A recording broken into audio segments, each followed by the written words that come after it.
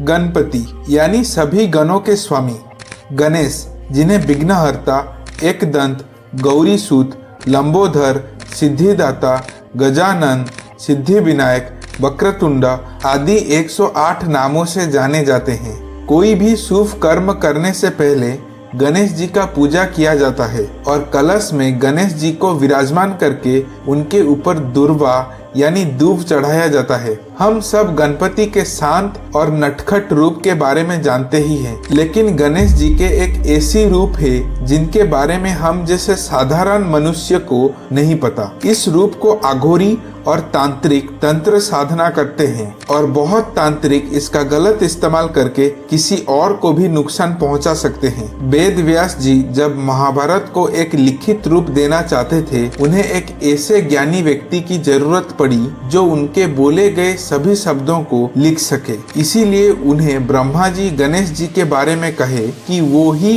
एक ऐसे भगवान है जो आपके बोले गए शब्दों को लिखित रूप में वर्णन करने में सक्षम होंगे। इसीलिए ये कहा जाता है कि गणेश जी पहले भगवान है जो महाभारत को पूरी तरह से समझने में सक्षम हुए थे और आज हम उनके ही लिखे हुए महाभारत को पढ़ते हैं। गणपति जिनके पास एक सामान्य मनुष्य का सर नहीं बल्कि एक हाथी का सर लगा हुआ है, जो बुद्धि, समझदारी और विवेक एक व्यक्ति के जीवन में परिपूर्णता को हासिल करने का प्रतीक है। उनके दो बड़े बड़े कान हमें ये दर्शाता है कि एक बुद्धिमान व्यक्ति वही है जो बोलने से ज्यादा सुनने का रुचि रखता है और गणेश जी के बड़े कान होने का तात्पर्य ये है कि वो अपने सारे भक्तों के दुख दर्द को सुनते हैं।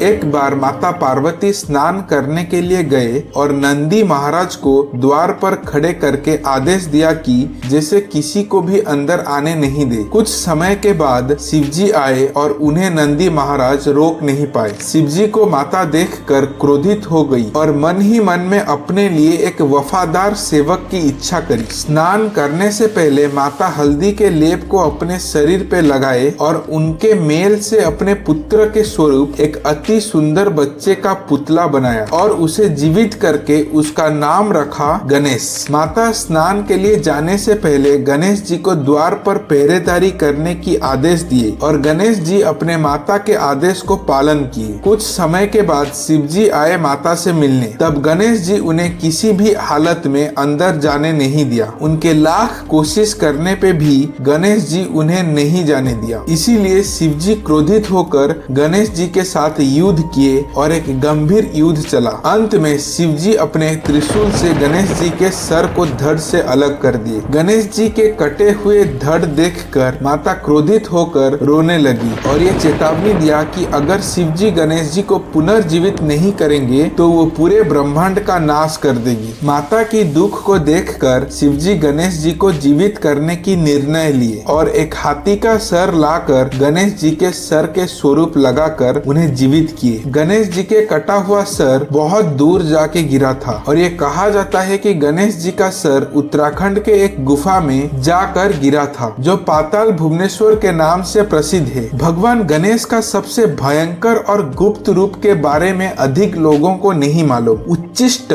जिसका मतलब बचा कुचा खाना, जो एक रिचुअल्स के बाद बच जाता है। गणेश जी के इस अवतार को तांत्रिक और अघोरी तंत्र साधना करते हैं। उन्हें वामचार प्रक्रिया से साधना किया जाता है। इस अवतार को कोई साधारण व्यक्ति या तांत्रिक घर में नहीं कर सकता है। उच्चिष्ट मतलब जो खाना मुंह में है और लार से लथपथ हुआ है, जिससे अक्सर हिंदू धर्म के हिसाब से अशुद्ध माना जाता है। गणेश जी के इस रूप का रंग कहीं पे लाल कहा गया है और कहीं पे काले या नीले कहा गया है। 5 शक्ति गणेश में से ये एक है, क्योंकि इस रूप में गणेश जी पद्म आसन में विराजमान हुए हैं और उनके बावीं गोद के ऊपर एक सुंदर देवी विराजमान हुई है, जिनके शरीर पर कोई वस्त्र नहीं है, लेकिन वो पूरे शरीर पर सोने के अलंकार पहने हुए हैं। गणेश जी के पेट पर एक सांप बंधा हुआ है जो हमारे कुंडलिनी के बारे में बताता है और ये कहा जाता है कि इस रूप को पूजा करने से भगवान भक्तों के भयंकर से भयंकर रोग को ठीक कर देते हैं।